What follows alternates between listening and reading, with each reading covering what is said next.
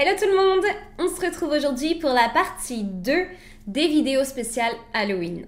Je suis désolée pour la première partie pour laquelle j'ai eu énormément de problèmes techniques. Je sais qu'elle n'a pas été postée à temps, donc je m'en excuse.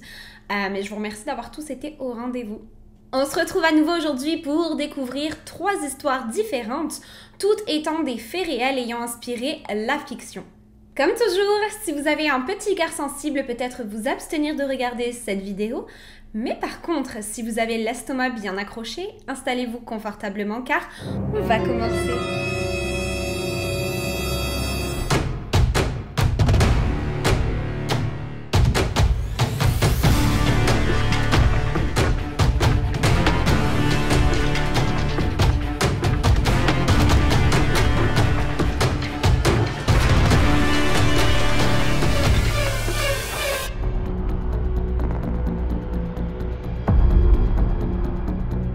En 1871, une petite auberge de jeunesse située dans le comté de Labette au Kansas est très populaire auprès des voyageurs du coin et notamment auprès des hommes qui cherchent à traverser le Texas dans l'espoir de trouver un endroit où se faire un petit peu d'argent.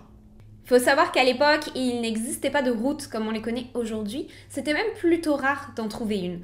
Donc forcément, cette grosse route qui traversait le Texas de nord au sud était très fréquentée et très populaire. L'auberge en question est appelée Wayside Inn et est tenue par la famille Bender. On va pas se mentir, c'est un endroit assez miteux et vraiment loin d'être propre, mais c'était largement suffisant pour les voyageurs. La famille Bender est une famille d'origine allemande qui est fraîchement arrivée aux États-Unis en 1871 et est constituée du père John, de la mère Elvira, leur fille aînée Kate et le petit dernier John Jr. John était un homme très grand, fort et imposant. Il était âgé de 60 ans au moment des faits et il est assez connu pour son tempérament plutôt explosif. Il tient d'ailleurs la réputation d'être quelqu'un de brutal et de violent auprès des familles vivant aux alentours et disons que sa voix très profonde et rauque n'aidait absolument pas à sa réputation. Il était surnommé Pa par le reste de la famille. Sa femme, Elvira, est elle âgée de 42 ans au moment des faits et se fait surnommer Ma par le reste de la famille. Ça fait du sens. Autant dire qu'elle n'est pas une personne très agréable elle non plus. Avant d'épouser John, elle aurait eu plusieurs autres maris qui se seraient apparemment très étrangement volatilisés. Beaucoup de personnes pensent d'ailleurs qu'elle serait derrière cette disparition et qu'elle les aurait tout simplement éliminés. Tout ceci reste une légende car ça n'a jamais été prouvé, mais cette histoire n'aide pas beaucoup à sa réputation. Kate, la petite dernière âgée de 22 ans, prétendait avoir des pouvoirs psychiques, être une médium et être capable de communiquer avec les morts. Elle distribuait d'ailleurs des flyers à travers la ville, vantant ses pouvoirs de médium et attestant que sa mère et elle étaient capables de soigner n'importe quelle maladie grâce à leurs pouvoirs mystérieux. Elle revendiquait d'ailleurs haut et fort que le meurtre ne devait pas être pris comme quelque chose de négatif, mais comme un acte de bravoure et de courage. Mais si l'on met de côté toutes ces croyances et opinions plutôt étranges, elle était une jeune fille extrêmement belle et d'ailleurs reconnue à travers la ville pour sa beauté et son charme. John Jr. était lui âgé de 25 ans et était décrit comme quelqu'un de pas très intelligent.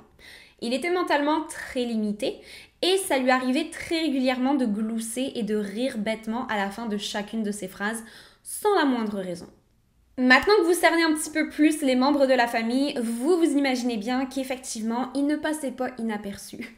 Et énormément de rumeurs les entouraient d'ailleurs. Certains disent d'ailleurs que Kate et John Jr. ne seraient aucunement frères et sœurs, mais seraient en réalité un couple marié et n'auraient absolument aucun lien familial avec Ma et Pa.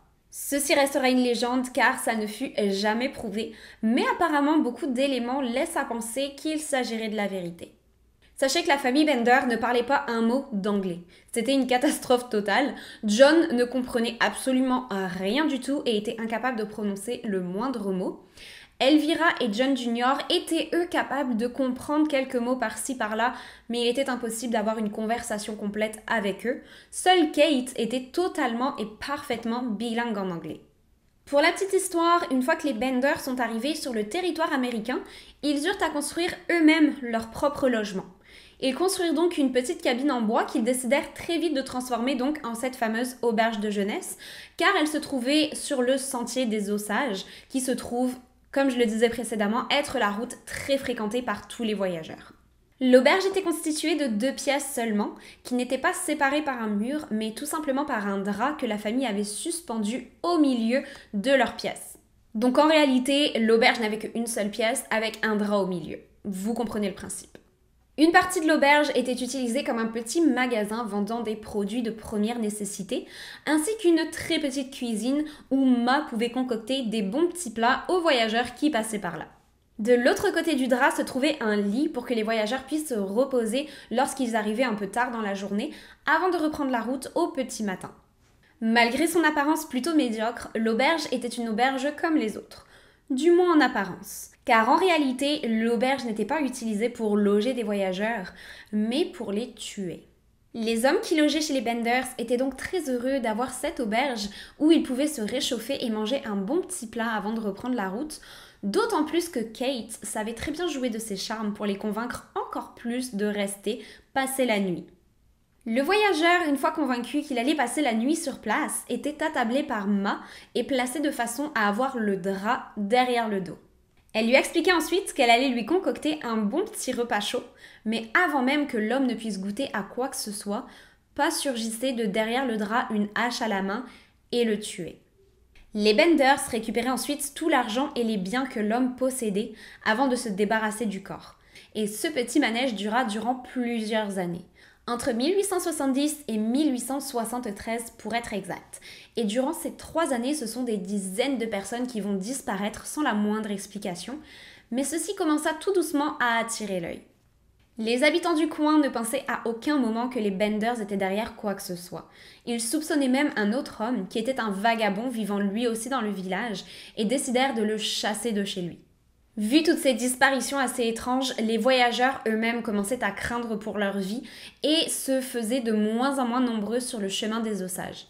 Il fallut attendre mars 1973 pour que les soupçons se tournent enfin vers les Benders lorsqu'un célèbre physicien séjourna lui-même à l'auberge et n'en ressortit jamais. Il avait lui-même pris le chemin des Osages pour essayer de découvrir ce qui était arrivé aux hommes ayant disparu avant lui, mais ne pensait à aucun moment tomber lui aussi dans le piège des Benders. Cet homme, en plus d'être lui-même très important, venait d'une famille très influente. L'un de ses frères était membre du Sénat au Texas, tandis que l'autre était colonel dans l'armée. Autant dire donc que cette famille très haut placée n'était pas du tout prête à tourner la page et comptait bien mettre tous les moyens possibles pour retrouver leur frère disparu. Ils rassemblèrent donc un groupe d'une 50aine de personnes qui partirent à cheval en direction du chemin des Osages pour questionner un petit peu toutes les personnes qu'ils allaient croiser sur leur chemin et essayer de découvrir ce qu'il avait pu se passer. Et il faut savoir qu'à l'époque, ce genre de recherche était premièrement très compliqué et deuxièmement coûtait beaucoup d'argent. C'est pourquoi elle n'était mise en place que lorsque quelqu'un de très important ou de très riche disparaissait. C'est assez triste, mais malheureusement, aujourd'hui encore, ça se passe très souvent comme ça. Le groupe d'hommes passa donc de maison en maison pour questionner tous les habitants et finirent par arriver chez les Benders. Ils tombèrent immédiatement nez à nez avec Ma et Pa, et vu leur niveau d'anglais, autant dire que la conversation n'est pas allée très loin. Heureusement pour eux, Kate se trouvait non loin de là. Elle entra donc dans la conversation et confirma avoir bien vu le physicien et que l'homme avait bien passé la nuit à leur auberge, mais qu'il était parti au petit matin et qu'après ça, personne n'avait entendu parler de lui. L'explication de Kate semblait tenir la route, mais malgré cela, les hommes semblaient trouver la famille Benders très étrange et douter énormément de la véracité de leur histoire. Quelques jours plus tard, ils eurent la surprise de voir la photo de Ma Bender dans le journal du matin, avec pour gros titre « Madame Bender menace un homme à l'aide d'un couteau ». Autant dire qu'ils comprirent très vite que la famille Benders avait beaucoup de choses à leur cacher et ils décidèrent tout simplement de retourner les questionner. Mais quelle ne fut pas leur surprise lorsqu'ils arrivèrent devant l'auberge totalement vide. Les animaux de la famille avaient été abandonnés sur place, de même qu'une partie de leurs affaires, mais la plupart d'entre elles avaient tout simplement disparu, tout comme les Benders. Les hommes décidèrent donc d'investiguer eux-mêmes et de fouiller la maison à la recherche d'indices, et furent immédiatement attirés par une odeur absolument atroce qui s'échappait d'une trappe se trouvant sur le sol de la cuisine. La pièce au complet était remplie de sang et de restes humains. Ils comprirent donc très vite ce qui se passait derrière les portes de l'auberge durant ces dernières années. Ce sera en tout 11 corps qui seront retrouvés, incluant celui du physicien, mais aussi celui d'une jeune fille qui avait été enfermée dans une boîte et mise sous terre et dont le corps ne contenait aucune blessure, ce qui laisse à croire qu'elle aurait peut-être été enterrée vivante. Des morceaux de bras, de jambes et autres membres furent retrouvés un petit peu partout. Les hommes comprirent donc très vite que la famille était en réalité une famille de tueurs en série. Mais était-il seulement une famille comme ils le prétendaient ? Très vite, beaucoup de personnes se rendirent compte que grâce à leur côté excentrique et étrange, les Bender avaient été capables de conserver leurs petits secrets car personne n'avait même jamais essayé de communiquer avec eux ou de savoir qui ils étaient ou même d'où ils venaient. Des rumeurs commencèrent même à s'élever dans le village attestant que leurs noms étaient tout simplement des couvertures et n'étaient pas leur vrai nom. John Bender, Pa, s'appellerait en réalité John Flickinger. Et Kate et John Jr. ne seraient donc effectivement pas les enfants de Pa et Ma, mais s'appelleraient réellement Eliza Griffith et John Gebhardt et seraient deux personnes ayant été disparues plusieurs années auparavant. La fuite de la famille Bender intrigua et effraya énormément toutes les familles vivant aux alentours du chemin des Osages, ce qui est tout à fait normal. Et la police offra une somme supérieure à 60 000 $ en argent d'aujourd'hui à quiconque serait capable de leur fournir le moindre indice. Malgré cela et des recherches très intenses, personne ne fut jamais capable de retrouver la moindre trace des Bender. Ont-ils péri lors de leur fuite ou sont-ils tout simplement partis vivre à l'autre bout du pays pour continuer à tuer de pauvres innocents ? Personne ne le saura malheureusement jamais. Les Bender furent le sujet de nombreux romans et furent mis en lumière sur grand écran lors d'un film sorti en 2016 appelé tout simplement Bender. Ils seront aussi représentés dans la saison 1 de Supernatural, dans un épisode durant lequel les frères Winchester sont attaqués par une famille meurtrière portant le nom de Bender. C'est d'ailleurs pour ma part grâce à cette série que je connais cette histoire.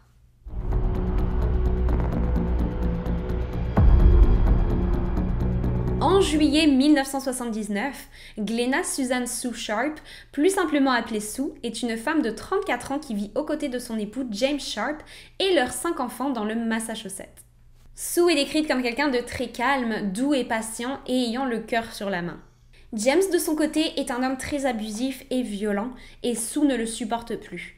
Elle décide donc tout simplement d'emmener ses 5 enfants avec elle et de le quitter. Tous les 6 se mettent alors en route direction la Californie pour rendre visite à la famille de Sue, plus précisément à son frère qui s'y est installé, et dans le but de peut-être eux-mêmes s'installer en Californie. Les choses se passant plutôt bien pour eux sur place et la petite famille s'acclimatant très bien à la vie californienne, décide donc de s'y installer. Ils posent donc bagages dans une petite cabine du Sierra Nevada, qui est un très grand massif montagneux se trouvant à la frontière entre la Californie et le Nevada, et cette cabine se trouverait plus précisément dans la communauté de Keddie, à l'intérieur d'un resort. Keddie est un endroit très sauvage, au milieu de la forêt et de la montagne, et éloigné de tout, mais absolument parfait pour les amoureux de la nature. Sue vit donc sur place avec son fils aîné John, âgé de 15 ans, sa fille Sheila, âgée de 14 ans, la petite Tina, 12 ans, et les 2 cadets Rick et Greg, respectivement 10 et 5 ans. La mère de famille n'avait pas beaucoup d'argent, mais dans tous les cas, vous imaginez bien que nourrir seule 5 enfants n'est absolument pas de tâche facile. Elle se débrouillait néanmoins plutôt bien pour leur fournir tout ce dont ils avaient besoin, et ses enfants lui étaient très reconnaissants de cela. Le 11 avril 1981, Sheila, la fille aînée de Sue, décide d'aller passer la nuit chez l'une de ses amies qui vit elle aussi dans le resort, non loin de chez elle. Sue se retrouve donc ce soir-là à la maison avec ses 4 autres enfants, ainsi que la petite Dana Wingate, qui était une amie de John, son aîné, qui était venue passer la soirée chez la famille Sharp. Un autre invité se trouvait là ce soir-là, le petit Justin Smart, qui était un ami des 2 cadets. Ce soir-là se trouvaient donc 6 personnes sous le toit de la famille Sharp. C'est le lendemain matin, le 12 avril, que Sheila rentre de sa soirée chez son amie au petit matin, aux alentours de 7 heures. Elle fut absolument horrifiée lorsqu'elle ouvrit la porte et tomba sur les corps inanimés de sa mère, de son frère aîné ainsi que de Dana, l'amie de ce dernier. Les 3 corps se trouvaient sur le sol du salon et avaient les mains et les pieds attachés à l'aide de câbles électriques ainsi que de scotch médical. Elle cria les noms des autres membres de sa famille et fut rassurée de trouver Greg, Rick et leur ami dans leur chambre sans la moindre égratignure. Seule Tina ne répondit pas présente, mais Sheila était tellement paniquée qu'elle ne prit pas le temps de chercher plus longtemps et se réfugia immédiatement chez les parents de son amie chez qui elle venait de passer la nuit pour leur laisser savoir ce qu'il venait de se passer. Le père de son ami décida de se rendre lui-même à la cabine pour voir ce qu'il en était et vérifier l'état de santé des personnes qui étaient apparemment déclarées mortes, dans le doute où l'une d'entre elles ne l'était pas et aurait besoin d'être conduite à l'hôpital. Ce qui, bien sûr, part d'une très bonne intention. Mais malheureusement, en faisant cela, il contamina la scène de crime et déplaça certains des corps, ce qui posera problème dans le reste de l'enquête. La police se rendit immédiatement sur la scène de crime et fut absolument horrifiée de découvrir la cabine entièrement remplie de sang du sol au plafond. Ils trouvèrent très rapidement les armes ayant servi au meurtre, 2 couteaux de cuisine ainsi qu'un marteau ayant été laissés non loin des corps. Toutes les preuves retrouvées indiquaient que les meurtres auraient pris place dans le salon et qu'à aucun moment le ou les tueurs n'auraient tenté de pénétrer dans une autre pièce de la cabine. Le corps dessous se trouvait allongé sur le sol à côté du sofa, nu de la taille aux chevilles. Sa culotte avait été placée dans sa bouche pour l'empêcher de crier et était maintenue par du scotch. Elle avait été poignardée dans la poitrine et sa gorge avait été tranchée. John, l'aîné, avait lui aussi eu la gorge tranchée et son amie Dana semblait avoir été étranglée à mort. Les corps de Dana et de John présentaient chacun des fractures au niveau du crâne, probablement dues aux coups de marteau qu'ils avaient reçus. Les officiers de police pensèrent durant très longtemps que les 3 plus jeunes enfants ayant été retrouvés en vie n'auraient peut-être rien entendu du tout au crime s'étant déroulé et auraient tout simplement dormi durant tout ce temps. Ceci fut cependant démenti plus tard par Justin Smart lorsqu'il affirma avoir assisté lui-même au meurtre et se souvenir parfaitement de l'apparence des tueurs. De toute façon, vu l'horreur absolue de la scène de crime et les tortures infligées à Sue, John et Dana, il est presque impossible d'imaginer que les enfants aient pu dormir tout ce temps sans se réveiller à aucun moment. Cependant, les voisins attestèrent n'avoir absolument rien entendu, à l'exception d'un couple qui avoua s'être réveillé aux alentours de 1h15 du matin, après avoir entendu ce qui ressemblait à des cris étouffés, mais les cris s'étant arrêtés très rapidement, ils n'ont pas cherché à comprendre plus loin et se sont tout simplement rendormis. Sur la scène de crime, le téléphone de la famille avait été arraché du mur et le câble de ce dernier avait été coupé. Plusieurs choses avaient disparu de la maison, à commencer par les chaussures et la veste de Tina, ainsi qu'une boîte à outils. La famille chez laquelle Sheila avait passé la nuit fut interrogée, comme à peu près toutes les personnes vivant au resort, et ils attestèrent avoir vu ce soir-là, aux alentours de 21h, un van de couleur verte garé devant chez les Sharp, ce qui était apparemment très étrange car ils n'avaient jamais vu ce van auparavant. Martin Smart, un autre des voisins, confia à la police que l'un de ses marteaux était manquant et qu'il était persuadé que les tueurs le lui avaient volé pour commettre les crimes. Il devint d'ailleurs très rapidement le suspect numéro 1 de l'enquête, dû à ses témoignages sans fin et à l'intérêt plutôt prononcé qu'il portait à l'affaire. Justin, de son côté, le jeune garçon ayant passé la nuit chez les Sharp, changeait sans arrêt son témoignage au fur et à mesure qu'il était interrogé. Il commença par dire qu'il avait rêvé du meurtre mais n'avait réellement rien vu. Il revint ensuite sur cette déclaration pour affirmer qu'il était présent et qu'il avait réellement assisté au meurtre. Il confia s'être réveillé au milieu de la nuit après avoir entendu des cris et s'être tout simplement dirigé vers le salon, tandis que Rick et Greg, eux, continuaient de dormir paisiblement. Il atteste ensuite avoir vu Sue se faire agresser par 2 hommes. L'un d'entre eux portait des cheveux courts et une moustache, tandis que l'autre avait les cheveux longs et aucune moustache. Toujours d'après Justin, John et Dana auraient tenté de se battre avec les hommes, mais se seraient apparemment fait très rapidement maîtriser par ces derniers. Suite à quoi, Tina, qui rentrait chez elle, pénétra dans la cabine et se fit alors attaquer par les hommes. L'un d'entre eux la sortit de la cabine et elle ne réapparut plus jamais après cela. Un portrait robot des hommes en question fut d'ailleurs réalisé grâce aux descriptions données par Justin et ce portrait fit d'ailleurs énormément débat. Il faut savoir que dans la police se trouvent toujours des artistes portraitistes qui se chargent de ce genre de portrait robot. Mais ce jour-là, pour cette affaire, c'est un policier sans la moindre expérience artistique ni le moindre don qui s'occupa du portrait. Bon, personnellement, je le trouve pas si mal ce croquis. Surtout quand on en voit certains qui ont été réalisés dans de plus grosses affaires. Je pense par exemple à celui de Richard Ramirez, qui est un désastre total. Je vous invite à le googler parce que ça en vaut la peine. Bref, certaines personnes commençaient à y aller de leurs propres opinions sur l'affaire, pensant qu'il s'agissait là peut-être du résultat d'un trafic de drogue ou peut-être même d'un rituel. Une femme confia à la police qu'apparemment Dana Wingate avait très récemment volé une certaine quantité de LSD à des dealers et que ceci serait peut-être une vengeance de ces derniers. Ceci ne fut jamais prouvé et la police démentit cette théorie car aucune trace de drogue ne fut retrouvée ni sur la scène de crime ni chez Dana. L'affaire retourna la tête de tous les officiers travaillant dessus car aucun indice ni aucun témoignage ne semblait mener à quoi que ce soit et la frustration se faisait ressentir. Tina, qui n'avait toujours pas été retrouvée et que tout le monde pensait être la victime d'un enlèvement, fut enfin retrouvée le 22 avril 1984, soit exactement 3 ans et 11 jours après le meurtre. Un homme qui ramassait des bouteilles au bord de la route découvrit avec stupeur un morceau de crâne humain à un endroit situé à plus de 160 km de là où les Sharp vivaient. Il fut confirmé après analyse qu'effectivement il s'agissait bien d'un restant du crâne de Tina Sharp. Mais avant même que le médecin légiste ne puisse confirmer cela, la police reçut un appel anonyme d'un homme qui affirma que le crâne qu'il venait de retrouver se trouvait bien être celui de Tina Sharp. La question qui se pose est comment cet homme pouvait-il être au courant que la police venait de trouver un morceau de crâne ou bien même qu'il s'agissait de Tina Sharp. Les policiers essayèrent tant bien que mal de retracer l'appel, mais malheureusement ne furent jamais dans la capacité de le faire. À côté de ce qu'il restait de Tina fut retrouvé un rouleau de scotch vide, une paire de jeans et une veste bleue lui appartenant.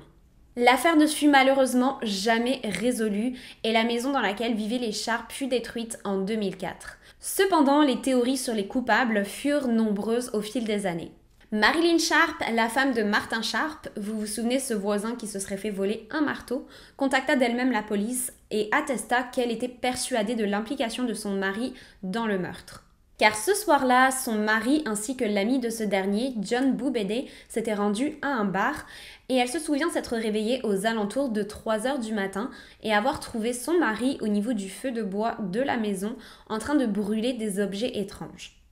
Elle continua en affirmant que Martin aurait développé au fil des années une haine toute particulière pour John Sharp et être tout à fait capable de commettre ce genre de crime. La police avait déjà cependant interrogé Martin à de nombreuses reprises et lui avait fait passer plusieurs tests de polygraphe qu'il avait passés avec succès. Il n'avait donc aucune preuve solide à l'appui pour l'accuser. Martin perdit la vie en l'an 2000 et c'est en 2016 qu'un marteau correspondant exactement à la description donnée par ce dernier fut retrouvé dans un étang se trouvant non loin de là où les crimes eurent lieu. L'enquête se vit donc réouverte et de nombreux indices furent découverts suite à cela, notamment une lettre écrite par Martin lui-même et envoyée à sa femme des années auparavant et dans laquelle il dit mot pour mot « J'ai payé le prix de ton amour et maintenant je l'ai racheté avec les vies de 4 personnes. » On dira ce qu'on veut, mais pour moi ceci ressemble très clairement à un aveu. Un conseiller à qui Martin rendait très souvent visite de son vivant affirma que ce dernier lui avait avoué les meurtres, mais seulement ceux de Sue et de Dana, et nia avoir la moindre implication dans celui de John, et affirma avoir tué Tina tout simplement parce qu'elle avait vu son visage cette nuit-là et qu'il ne pouvait pas laisser un témoin s'en aller. Aucun indice ne fut capable de prouver cela, et l'identité du ou des tueurs ne fut donc jamais découverte.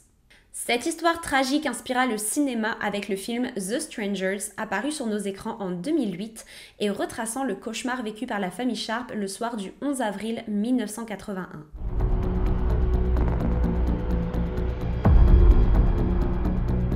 Bon, cette histoire n'a rien d'un fait divers, il s'agit plutôt d'une légende historique parlant de superstition et de paranormal, mais à l'approche d'Halloween, j'avais bien envie de vous la partager.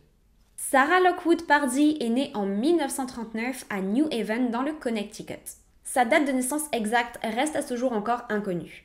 Elle grandit aux côtés de son père Leonard Pardee, de sa mère Sarah Burns et de ses 6 frères et sœurs. Son père est d'ailleurs devenu un charpentier très reconnu qui fit fortune après avoir inventé les premières ambulances pour aider l'armée. Il s'agissait littéralement de charrettes, mais pour l'époque, c'était beaucoup. Sarah prendra d'ailleurs énormément exemple sur son père en grandissant, et c'est d'ailleurs de lui que lui vient son côté artistique et son goût pour le travail du bois. Elle était une enfant très intelligente et une élève exemplaire à l'école. À l'âge de 12 ans seulement, elle était déjà capable de parler le français, le latin, l'italien et l'espagnol. Elle était aussi très douée en mathématiques, en sciences et en musique. En grandissant, elle devient de plus en plus jolie et est d'ailleurs très reconnue pour sa beauté. Les hommes sont très nombreux à lui tourner autour, mais ce sera William Worth Winchester qui fut le seul à la charmer. William est le fils d'Oliver Winchester, un homme d'affaires politique et ingénieur américain, inventeur d'ailleurs de la compagnie d'armes Winchester, qui sont des fusils qui portent aujourd'hui toujours son nom. Sarah et William se marient et donnent naissance à leur premier enfant en 1866, mais malheureusement leur petite fille perdra la vie très rapidement d'une maladie infantile, ce qui plongea Sarah dans une très profonde et sévère dépression.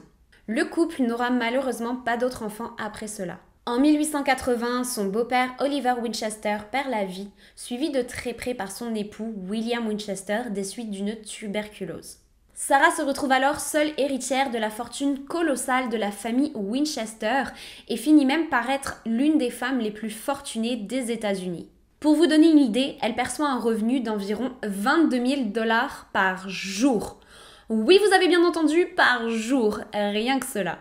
Mais preuve que l'argent ne fait pas le bonheur, Sarah, qui se trouve toujours dans sa très profonde dépression, commence à se comporter de façon extrêmement étrange. Elle se met alors à consulter des médiums et crie sur tous les toits que sa famille est persécutée par de mauvais esprits. Certains médiums le lui auraient confirmé en ajoutant qu'une malédiction planait sur la famille Winchester et leur lignée et que chacune des personnes qui seraient décédées d'un coup de fusil Winchester les traquerait à vie.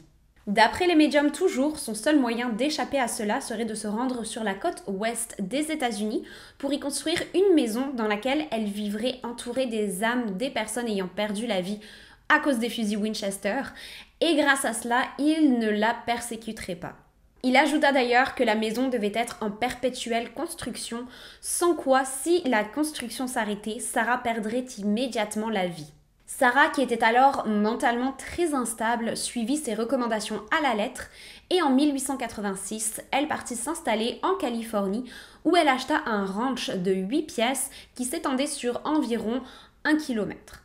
Elle ne perdit pas un instant et commença immédiatement d'énormes rénovations qui lui coûtèrent un total de 20 000 $. Elle ajouta des pièces, rénova le plafond, les murs, le plancher, chaque petit recoin de la maison devait être refait complètement à neuf. Les travaux ne s'arrêtèrent à aucun moment et ce durant un total de 38 ans. Ils continuaient 7 jours sur 7, 24 heures sur 24. Sarah, qui était extrêmement superstitieuse, s'était convaincue qu'ajouter le nombre 13 un peu partout dans sa maison pourrait l'aider d'autant plus à combattre cette malédiction. Elle fit donc construire un total de 13 salles de bain. Chacune de ces fenêtres devait contenir 13 vitres et elle avait pris pour habitude, toujours par superstition, de dormir chaque nuit dans une pièce différente de son manoir.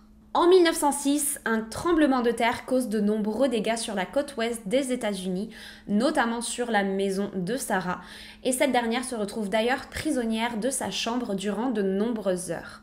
À sa sortie, elle décida d'inviter tous ses ouvriers à venir se réfugier chez elle et donc de cesser de travailler.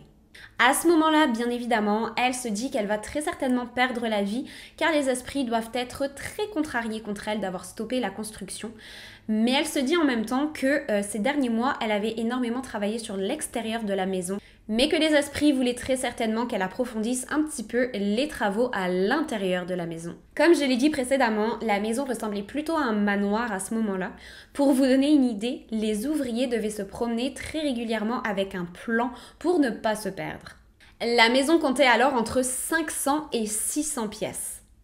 L'une d'entre elles était d'ailleurs consacrée au Ouija, où elle se rendait pratiquement chaque jour pour communiquer avec les esprits l'entourant, pour leur demander ce qu'elle devait faire construire après pour les satisfaire. Sarah étant alors toujours extrêmement hantée par ces démons et étant persuadée que le sort s'acharnait contre elle et qu'elle ne serait jamais capable de se débarrasser des mauvais esprits, décide tout de même de quitter sa maison pour aller s'installer à Atherton, une ville californienne, et donc de laisser la maison toujours en construction cependant et ses ouvriers. Car oui, Sarah avait pris la décision de quitter la maison, mais la construction devait pour autant continuer sans quoi elle pourrait perdre la vie. À ce moment-là, les ouvriers commencèrent à faire du grand n'importe quoi. Les architectes travaillant sur le projet changeaient sans arrêt, ce qui laissa place à des résultats assez étranges, tels que des portes s'ouvrant sur un mur, des fenêtres s'ouvrant elles aussi sur un mur et des escaliers menant au plafond. Beaucoup pensent que Sarah avait fait exprès de commettre ces erreurs dans le but d'emprisonner les mauvais esprits, tandis que d'autres personnes sont persuadées qu'elle était tout simplement extrêmement mauvaise en architecture et que ces erreurs n'auraient jamais dû exister. Cependant, certains des designs de la maison auraient inspiré de très grands architectes, notamment ceux en charge de la Maison Blanche. Sarah perdra malheureusement la vie dans son sommeil des suites d'un arrêt cardiaque en 1922 à l'âge de 83 ans. Et c'est d'ailleurs ce jour-là que la construction de la maison Winchester prit enfin fin.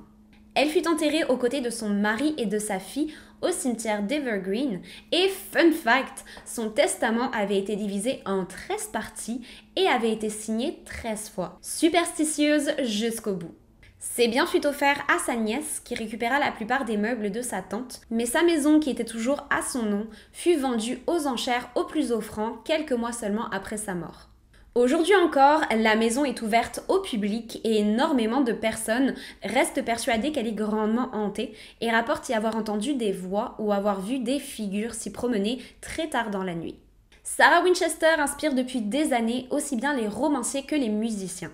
La chanson A Certain Euphoria de l'album The Loved One du groupe Strange Boutique retrace justement de cette légende et 2 films inspirés de la vie de Sarah Winchester virent le jour, dont le dernier d'ailleurs en 2018 nommé La Malédiction Winchester.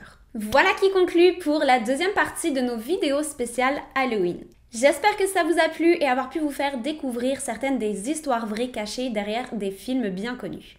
Si ça n'a pas encore été fait, n'oubliez pas de vous abonner à ma chaîne et d'activer la petite alarme pour être informé des futures publications. Et n'hésitez pas à me partager vos avis et commentaires sur la vidéo d'aujourd'hui.